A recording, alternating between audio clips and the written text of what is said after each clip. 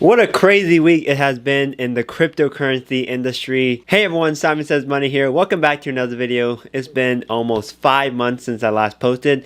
I am back and back with some pretty good news. This week in the stock market, the public, the cryptocurrency, Bitcoin's been crazy, so let's break it all down. Before we get into this video, don't forget to hit that like and subscribe button because I want to help you make money and achieve financial freedom. So let's do that together. First thing we have, President Biden did mandate for new vaccine shots. This news marked fake vaccine card vendors multiply into thousands after Biden's new mandate. It's about protecting yourself and those around you. The president is ordering nearly all federal workers and employees of contractors that do business with the federal government get vaccinated within 75 days, eliminating their option to be tested instead of getting shots. If you don't have your vaccine in the US, you may get into some trouble. Before we get into this Bitcoin news, there's some trending stocks that happened Friday during the trading day. For instance, Tesla dishes its solar panel subscription service. Tesla has dished its solar panel subscription service, only offering cash or loan purchasing options, according to its website. In the late 2019, Tesla launched the subscription service for its solar panels. This subscription-based option enables solar customers to pay an affordable monthly fee for solar panels at their residence. In the stock Twitch site, ENPH,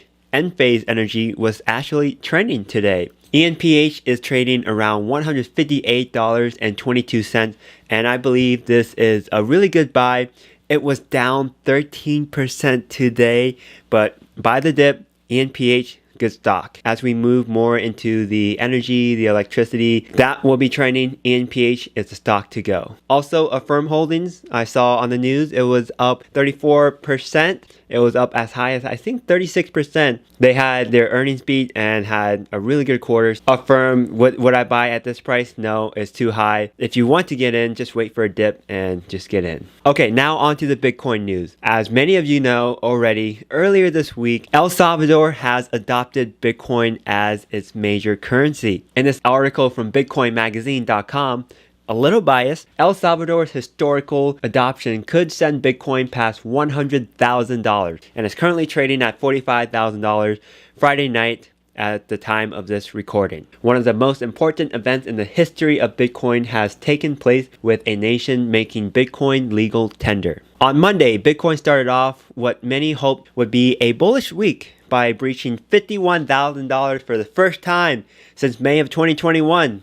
It's been a while, but we are back. Nayib Bukele, El Salvador's president, announced on Monday that the country had purchased its first 200 Bitcoin. It would acquire an additional 200 BTC early on Tuesday. The banks, the stock market was closed on Monday, but Bitcoin, it goes 24/7. And Tuesday is when all the messy stuff happened. Tuesday was a whirlwind day for Bitcoin. Bill Miller, famed investor, heralded Bitcoin as an alternative to investing in gold, saying we are still early, in referencing to investing in Bitcoin and potential value in the not so distant future. El Salvador officially implemented Bitcoin as legal tender on Tuesday and started the rollout of its Chivo wallet, ATMs, and kiosks across the country. That's right, an entire country now accepts Bitcoin, where you can literally walk into McDonald's, pay with Bitcoin, eat your food. Now that's from Bitcoin Magazine, which could be biased. I always want to hear from the other side, why you should not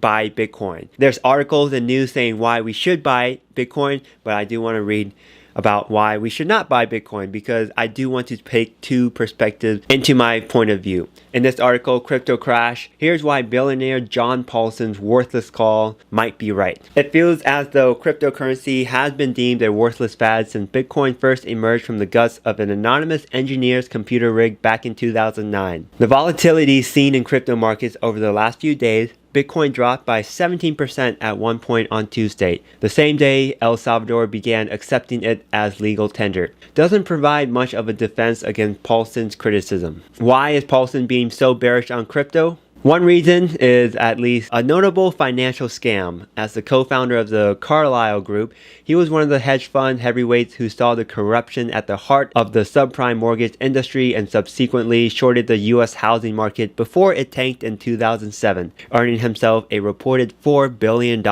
So he has many skeptical opinions about crypto. And it makes sense because if Bitcoin was a legal tender, let's say you get paid in Bitcoin. 1 year you could be making 2 Bitcoin, and then it drops a ton. The next year, 1 Bitcoin.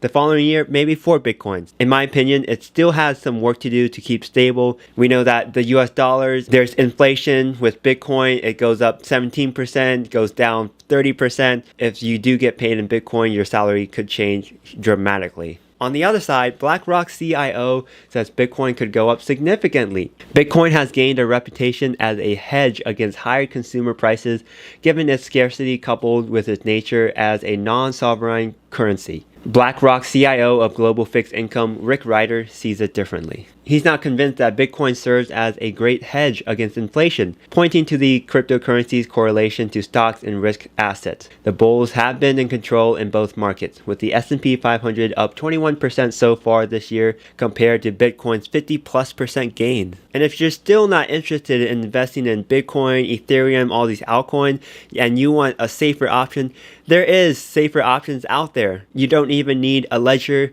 or a Bitcoin, a crypto exchange. All you need is a stock account that can trade ETFs. In this article, here's a safer way to invest in Bitcoin and blockchain technology. Exchange traded funds enable you to tap into the hot asset category while lowering your risk. ETFs like Block, ETF focus on cryptocurrencies and companies that use or develop blockchain technology.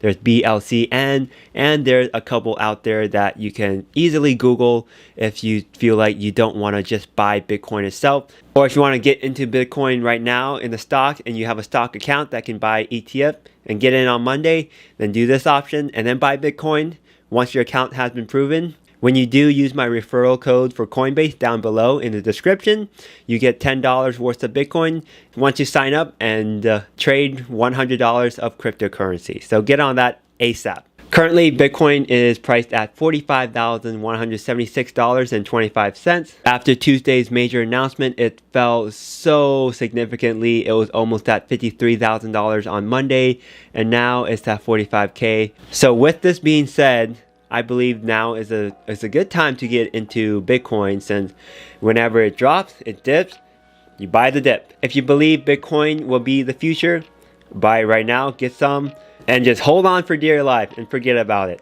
That's it for today's video. Thanks so much for watching. I hope to keep you guys updated more and start posting again on this channel. Again, don't forget to like and subscribe. Thanks so much for watching, and I'll see you guys in the next video.